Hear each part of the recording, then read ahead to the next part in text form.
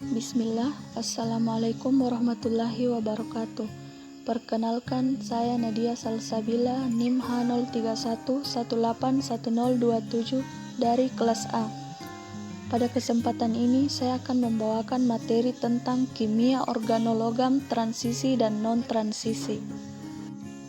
Kimia organologam merupakan ilmu kimia yang mempelajari tentang logam yang berikatan langsung dengan satu atau lebih atom karbon.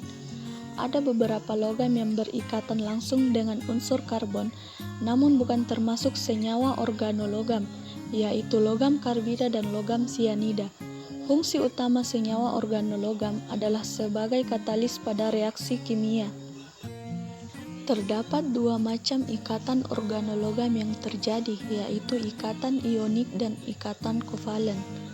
Ikatan ionik organologam terbentuk dari unsur yang sangat elektropositif, yaitu pada golongan 1, 2, dan 3. Organologam yang berikatan secara ionik bersifat tak larut dalam pelarut hidrokarbon dan mudah teroksidasi. Sedangkan ikatan kovalen terbentuk dengan cara memberikan satu elektron tunggalnya, baik logam maupun unsur organik, untuk dipakai secara bersama, di mana sifat yang dimiliki dalam ikatan kovalen ini mudah menguap, larut dalam pelarut organik, dan tidak larut dalam air. Selanjutnya yaitu jenis-jenis senyawa organologam. Senyawa organologam terbagi menjadi dua, yaitu logam non-transisi dan logam transisi. 1. Logam non-transisi. Logam non-transisi terbagi menjadi 3, yaitu yang pertama, alkil dan aril litium atau biasa disebut dengan organolitium. Senyawa organolitium adalah senyawa logam alkali yang mempunyai sifat kelarutan dalam hidrokarbon atau cairan nonpolar dan penguapan yang tinggi serta mempunyai sifat khas zat kovalen. Yang kedua, organonatrium dan organokalium. Semua senyawa ini benar-benar ionik dan tidak larut sampai batas apapun dalam hidrokarbon karena sangat reaktif, peka terhadap udara, dan terhidrolisis kuat dalam air. Yang terpenting adalah senyawa natrium dari hidrokarbon asam seperti siklopentadiena, idena, asetilena, dan sejenisnya. Ini diperoleh dari interaksi dengan logam natrium atau natrium yang dihamburkan dalam tetrahidrofuran atau dimetilformamida. Dan yang ketiga yaitu organomagnesium. Organomagnesium biasa disebut sebagai pereaksi Grignard. Senyawa organik dari kalsium, strontium, dan barium sangat ionik dan relatif tidak berguna. Namun senyawa magnesium mungkin adalah yang dipakai paling luas sebagai senyawa organik dan digunakan sangat luas dalam kimia organik, juga dalam sintesis senyawa alkil dan aril dari unsur-unsur lain. Sifat reaksi Grignard dalam larutan adalah rumit dan bergantung pada sifat gugus-gugus alkil dan halida pada pelarut, konsentrasi, dan suhu. Selanjutnya yaitu logam transisi. Bagi logam transisi, alkil atau aril yang terikat sigma hanya stabil dalam lingkungan yang khusus. Spesies yang tidak stabil atau labil dengan ikatan sigma pada karbon sangat penting, khususnya dalam reaksi latalitik alkena dan alkana yang diinduksi oleh logam transisi atau kompleks logam.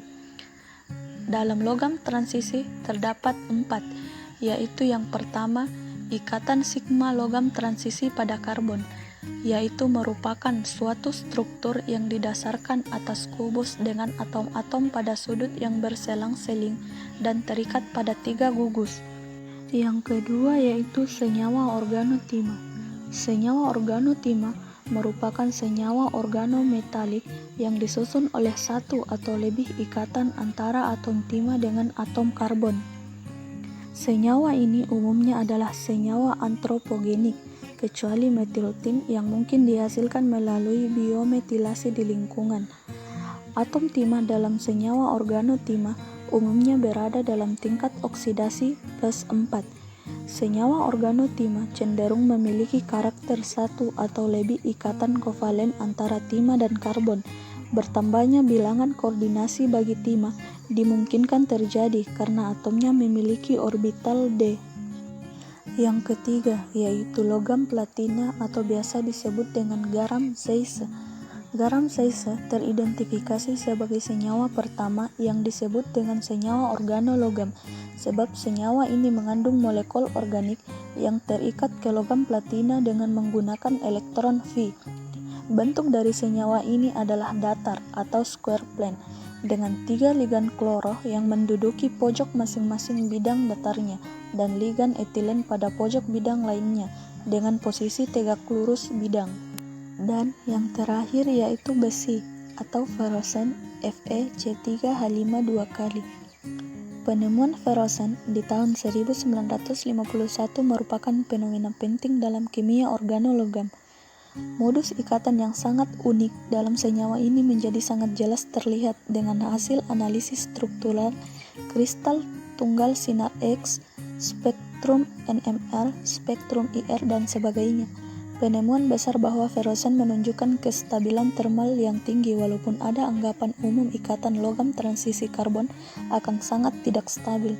Namun dengan jelas ditunjukkan bahwa senyawa ini memiliki struktur berlapis dengan 5 atom karbon gugus siklopentadienyl terikat secara simultan pada atom besi, walaupun berbagai modus ikatan ligan hidrokarbon akhirnya ditemukan satu demi satu.